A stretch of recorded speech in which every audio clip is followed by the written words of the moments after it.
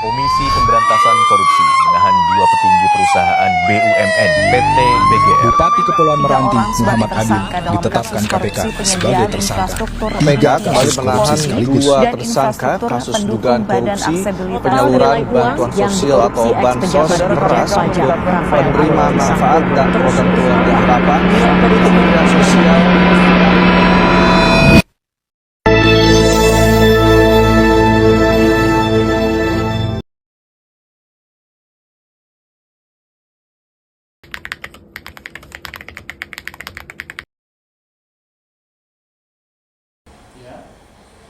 Perkenalkan, kami dari Fakultas Hukum dari Universitas Pamalayan ingin mengerjakan tugas saya itu tentang mata kuliah tata negara yang dipandu oleh dosen Ramanda Lubis.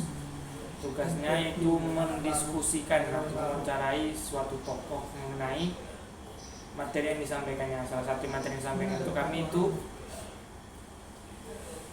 tentang kasus pidana korupsi. Kami ngambil kasus pidana korupsi. Kan setahu kami itu kasus pidana korupsi yang kami tahu tuh misalnya ada satu lembaga pemerintah.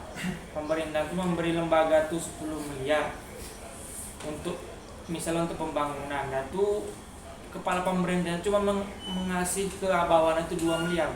Selebihnya 8 miliar. Itu yang kami tahu selama ini tentang korupsi. Jadi bahkan menggelapkan uang yang diberi pemerintah. Pendapat abang gimana tentang korupsi?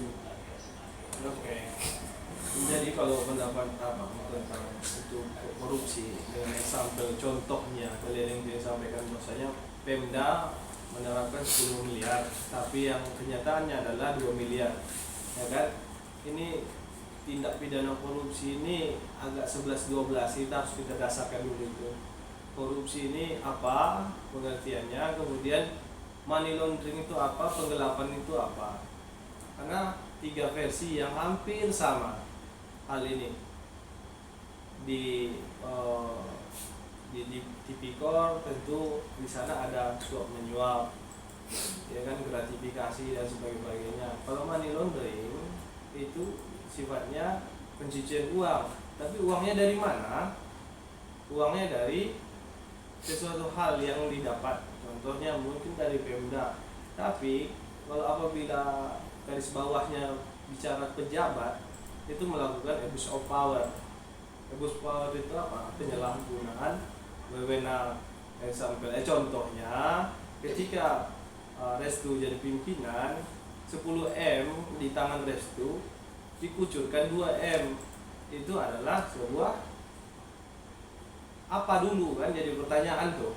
Apakah itu masuk Tipikor? Apakah itu pencucian uang? Apakah itu penggelapan? Kalau penggelapan di KUHP 372.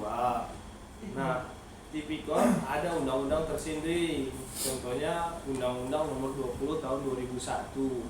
Tapi itu hasil revisi dari Undang-Undang Nomor 31 Tahun 1999 tentang pemberantasan korupsi.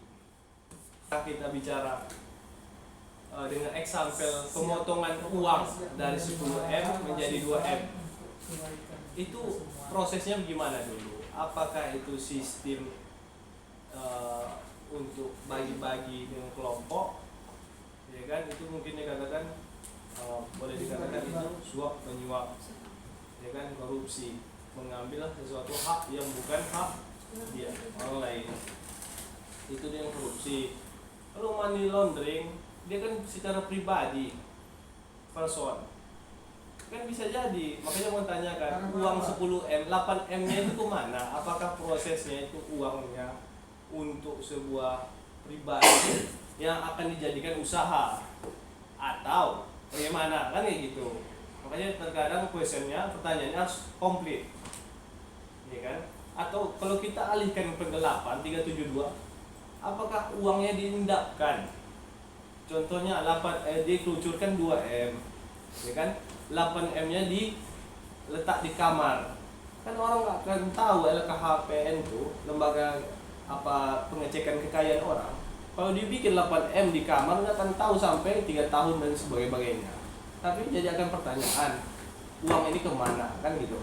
Demikianlah diskusi kita pada kali ini, semoga dapat menambah wawasan kami tentang